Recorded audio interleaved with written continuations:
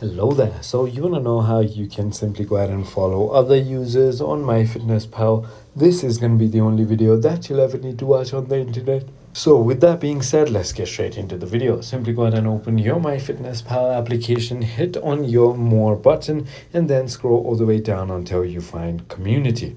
Simply go ahead and tap on that. And once you do that, it's going to take a while to load. However, in the community, you can find a lot of different people who are chatting, who are discussing about their progress, helping you out with your progress, and many, many more. So all you need to do is simply go ahead and find a person you would like to follow, and then simply go ahead and tap on their name. So for example, let me just go to the profile of this person right here.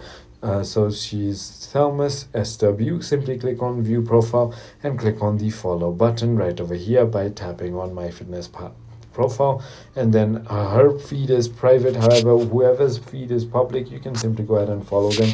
I hope this video was helpful to you. If it was, hit that like button and I'll see you on the next one.